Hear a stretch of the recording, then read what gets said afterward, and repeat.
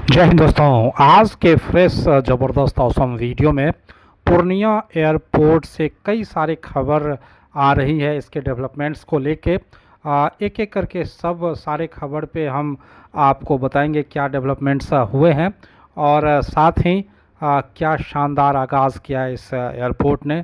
सब कुछ बताऊंगा इस वीडियो में, तो अंत तक ज़रूर देखें। स्वागत है आपके अपने चैनल ऑसम इंफ्रा प्रोजेक्ट में। मैं राकेश। चलिए वीडियो को अंत तक देखते हैं। पूर्णिया एयरपोर्ट के उद्घाटन से लेकर अब तक लगभग 10 से 11 दिन होने वाला है और शानदार इसने प्रदर्शन किया है। एविएशन मैप पे आने के साथ ही अब इसके साथ जितने भी रुकी हुई डेवलपमेंट्स हैं उसको विकास किए जाएंगे।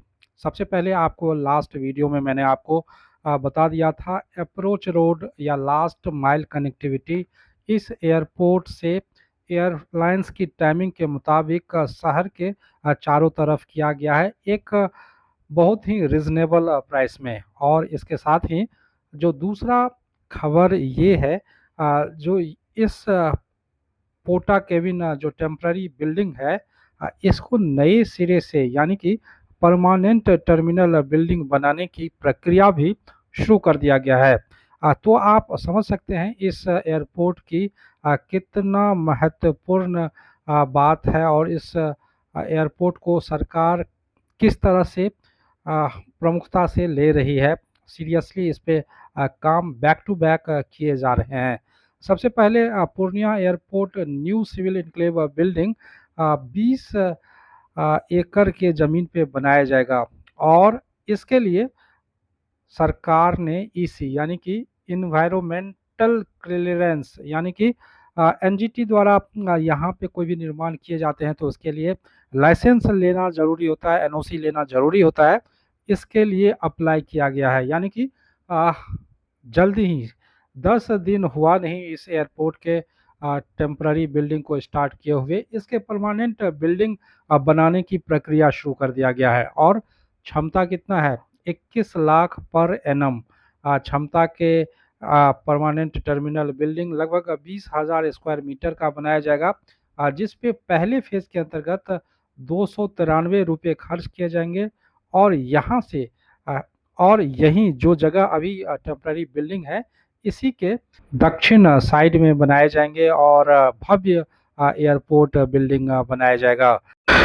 वैसे तो आप लोग कई बार इस पिक्चर को देख चुके हो और इसी प्रकार कुछ इसी ढंग से परमानेंट टर्मिनल बिल्डिंग जो कि अभी टेम्पररी बिल्डिंग है उसके दक्षिण भाग में बनाए जाने हैं। 21 लाख, जैसे कि वीडियो में मैंने पहले बताया, 21 लाख सालाना क्षमता के दर से उतना बड़ा बनाया जाएगा, 20,000 स्क्वायर मीटर का बनाया जाएगा, यानी कि पटना और दरभंगा से थोड़ा सा छोटा ही बनाया जाएगा। पटना का 65,000 स्क्वायर मीटर पूरा एरिया है, दरभंगा का 54,000 स्क्वायर मीटर क्षेत्र में परमानेंट टर्मिनल बिल्डिंग बनाया जाएगा और पूर्णिया में 20,000 स्क्वायर मीटर का फेज़ 1 के अंतर्गत पहला बिल्डिंग्स बनाया जा रहा है, जो कि अद्भुत है, बहुत सही है।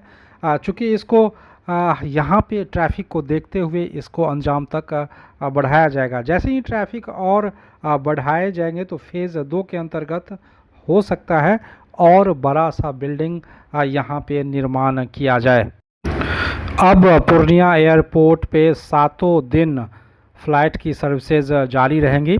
अब स्टार एयर की फ़्लाइट सेवा रविवार को भी होगा।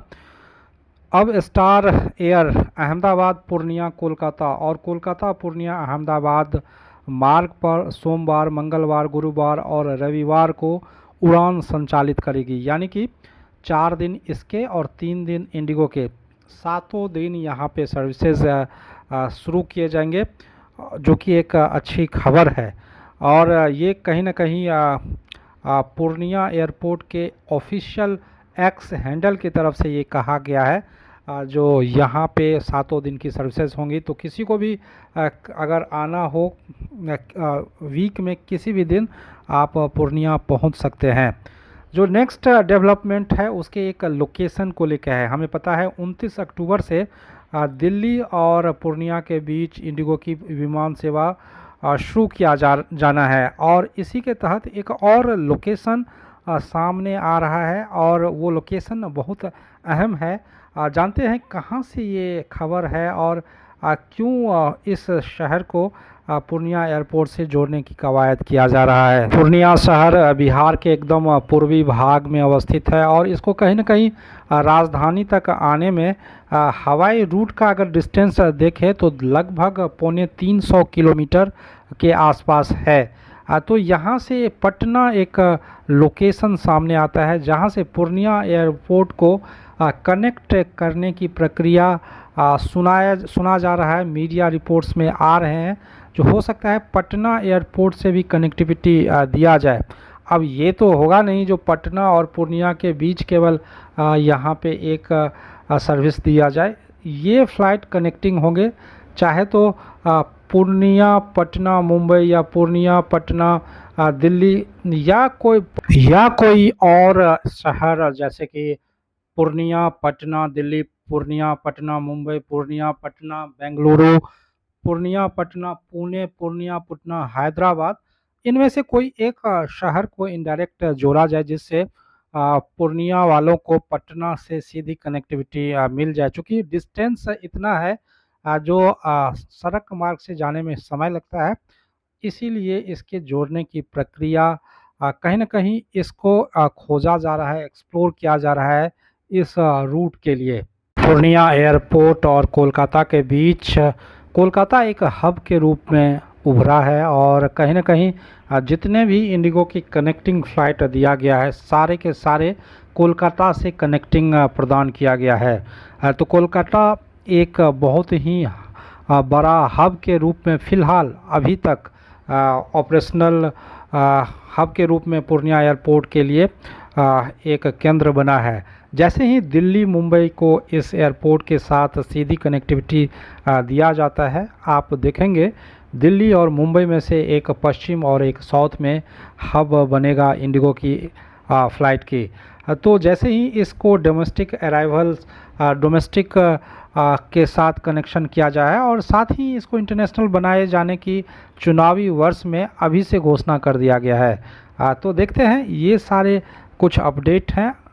कल का जो अराइवल और डिपार्चर कुल मिला के थोड़ा सा कम था, लेकिन 70-75% के ऑक्यूपेंसी के साथ इस एयरपोर्ट पे अभी फ़िलहाल ट्रैफिक आ रही है।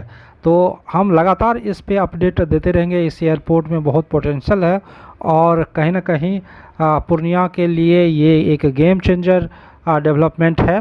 अभी तक चैनल अगर सब्सक्राइब नहीं किए हैं तो चैनल सब्सक्राइब कर लीजिए। वीडियो अगर पसंद आए तो लाइक कीजिए, अपने दोस्तों के साथ ज़रूर शेयर करिए। इस वीडियो में इतना ही, मिलते हैं एक फ्रेश वीडियो में। तब तक के लिए जय हिंद, वंदे मातरम।